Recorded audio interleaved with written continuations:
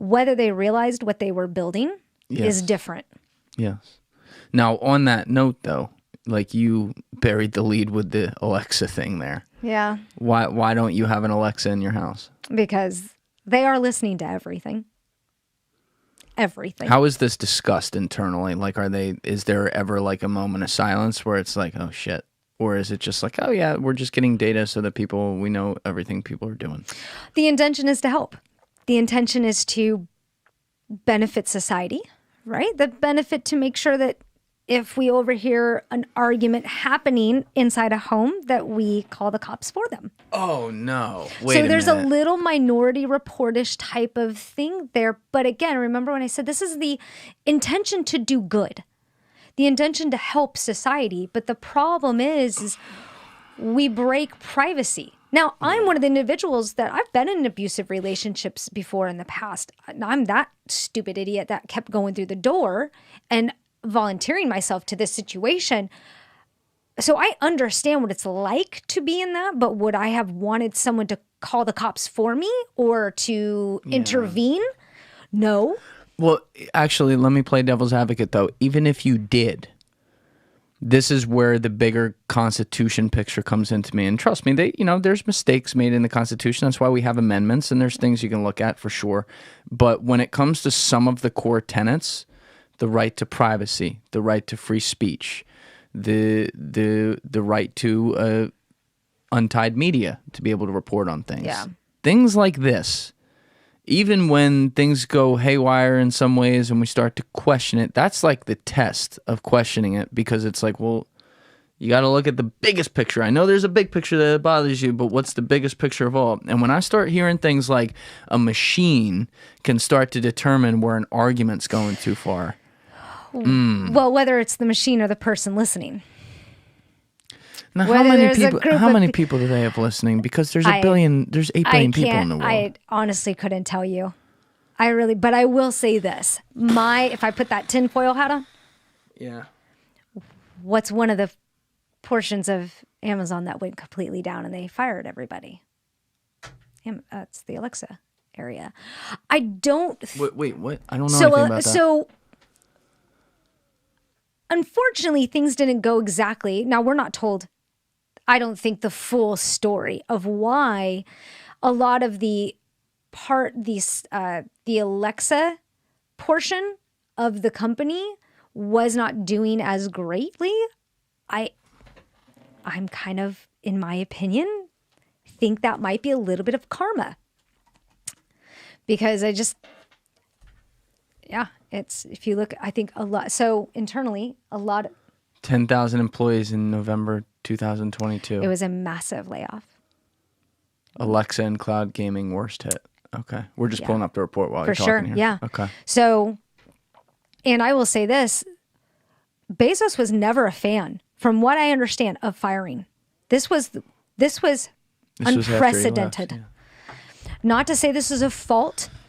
I come from, everyone's creating their own reality, and you attract everything to yourself, bad or good, depending on how you want to define it. So I do feel for some of my, Amazonians is what we call them. But this was unprecedented for Amazon to lay off this many people, especially in those sectors, because these are two areas that are actually supposedly growing. Gaming is huge. Look at everything that's coming out, metaverse, crypto, all the gaming that pays. How is it that we're not succeeding in the gaming realm? How is it we're not succeeding in the AI Alexa realm? I think just maybe a little karma. But don't you... That's fine for this one company. Cool. But is it different, or do you not know about this? Because I don't know. I just kind of assume it's the same. Is it any different at Google? Yeah, I have no idea. I'll tell you this. I do have a Google in my house. Because you don't know. Because I don't know. And that's, see, I'll bet. And I know, I guarantee you, everything is being recorded. I'm sure everything there. But then again, I take this thing around with me. Right, that's the problem. Tracked you can't everywhere. Get away from and I'm it. not. That's why I'm saying is I just wouldn't, because especially at the time, I was working for the company, and I will say I was not going to have an Alexa in my house, and I would not, we obviously do bring your own device, right? BYOD. So I preferred iPhones, but I would not back end my phones into their MDM. Into their what? It's called MDM. It's basically almost like their, not their API, the VPN, so that I could get my emails from the company email and I could do all that with my own device. I would not allow that VPN connection to my personal device because I just don't trust the guys on the back end of this. And they're only human. That's not to say it's a company-driven thing. It could just be some guy in the back that just wants to look through my photos. I'm not about it. So I'm just one of those individuals that doesn't like to have a lot of access to my stuff. But again, here I am with a Google in the house. Not really my choice. My ex got me hooked on it because it does the white noise at night. It's really the only reason I have it. It's a horrible reason to have an AI device in my house is so I could play white noise at decibels. Yeah. Yeah, I know. This is why nothing is ever 100%. It's just, when I found out about the Alexa stuff and I was, working with the company again, I absolutely love the community I worked with.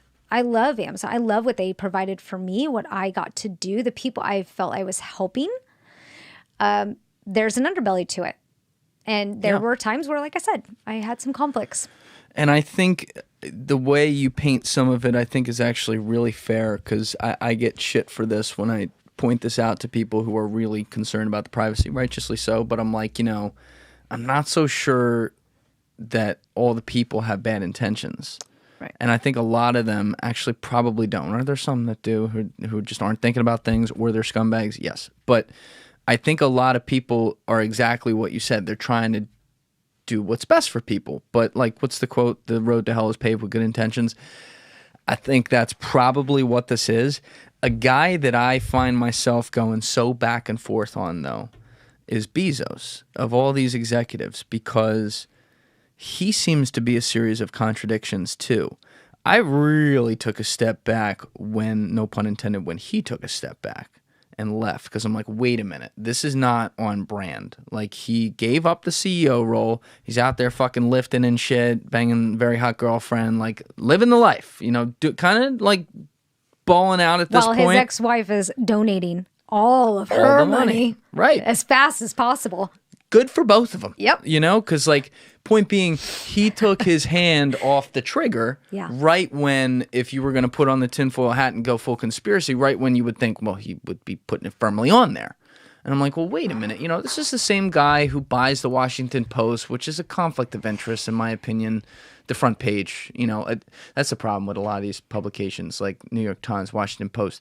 The front page stuff is where, like, the news whores go. Right. Like, the people who are just trying to get on the front page. That's all the shitty journalism. Yeah. And then everyone else, like my friend. All the good shit's in the fifth, fourth page. My friend Joby Warwick is at the Washington Post, and he's fucking amazing, but he's not a guy whoring himself for the front page every time, Thank you for watching the video, guys. Please hit that subscribe button and check out this clip's full podcast episode by clicking here or in the description below.